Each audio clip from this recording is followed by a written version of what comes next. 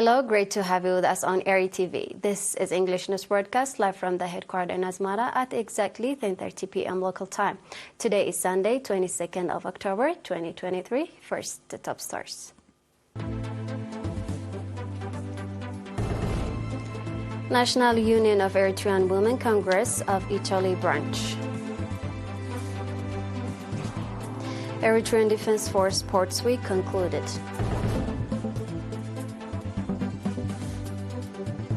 China and Philippines accuse each other over collision in South China Sea.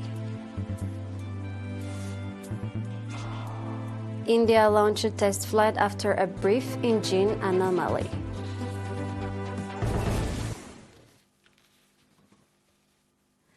The branch of National Union of Eritrean Women in Italy conducted its fifth Congress in Milan, Italy.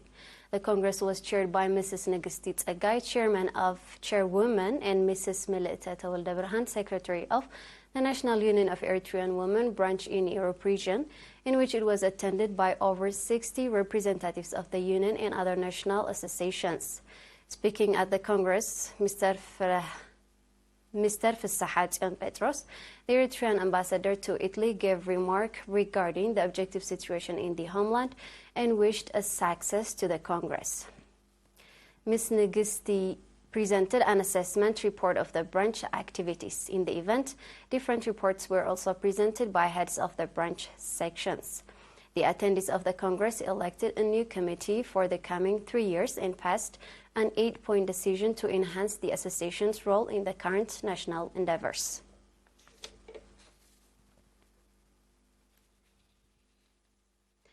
The 15th Eritrean Defense Force Sports Competition, which is being held in Keren for nearly 2 months, concluded on October 21st in a spirit of enthusiasm.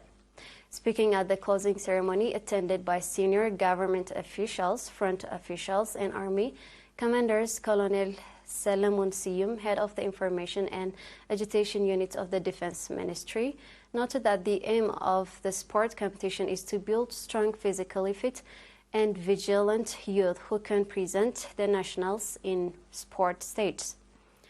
Colonel Salamun further explained that the experience gained by the Information and Agitation Unit during the past 22 years has enabled it to participate effectively in international federations and the Organization of Military Sports in Africa, OSMA. In a speech he delivered on the occasion, General Philip Oswald Johannes, Chief of Staff of the Eritrean Defense Force, said that despite the fact that modern sports in our country flourished under various colonial forces, they carried a hidden national sentiments of passion and courage and fostered strong unity and patriotism. General Philippos underlined the significance of such competitions in nurturing a healthy and disciplined society and called for the strengthening and sustainability of such events. Prizes were handed out to the winning teams in the various competitions, and certificates of recognition were given to those who contributed to the realization of the event.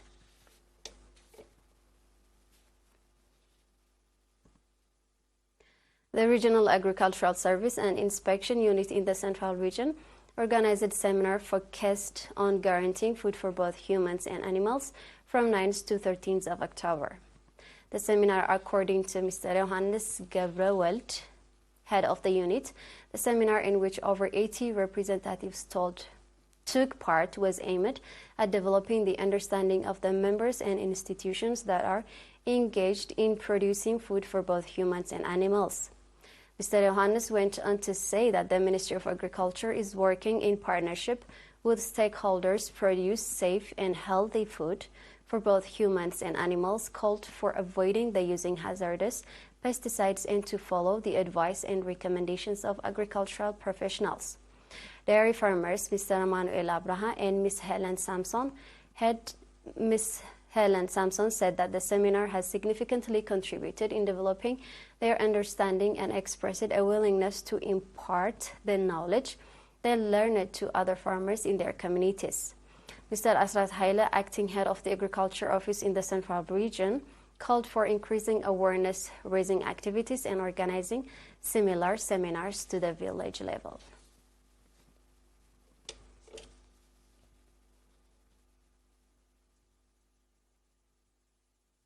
We are live on ERi-TV. Stay tuned for international news.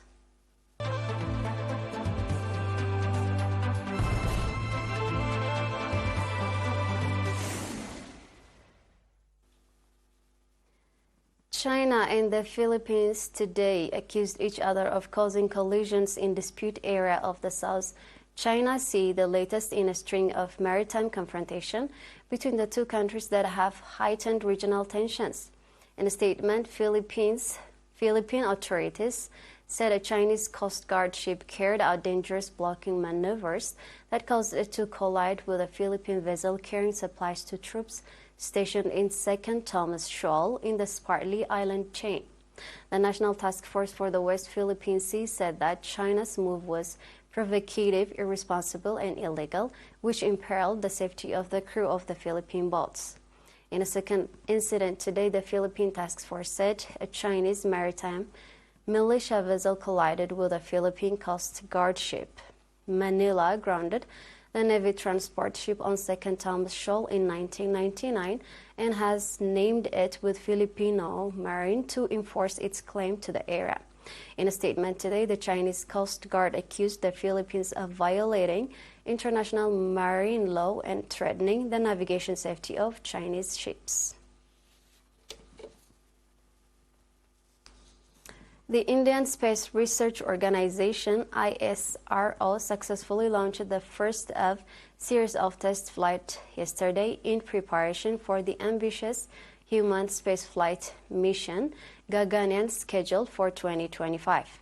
The flight test vehicle aboard Mission 1 was scheduled to lift off from the Satish Dhawan Space Center in the southern Indian state of Andhra Pradesh. The launch was initially put on hold after the trouble with engine ignition was discovered. The mission is primarily aimed at testing the efficacy of the crew skip system on the Gaganyaan mission's crew module, which will allow those aboard to exit the spacecraft if the mission is aborted. To the Gaganyaan mission, which will cost the country around 90 billion Indian rupees, which is $1 billion, India plans to demonstrate its human space flight capability by taking a crewed spacecraft to an altitude of 400 kilometers above the Earth for 4 days to a week. It will then splash down in the Indian Ocean. For the mission, the ISRO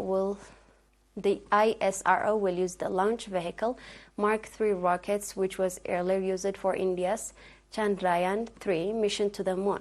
If the Gaganyaan mission is successful, India will become the fourth country after the US, USSR, and China to launch a crewed spacecraft on its own. Now we have a quick review of the top stars.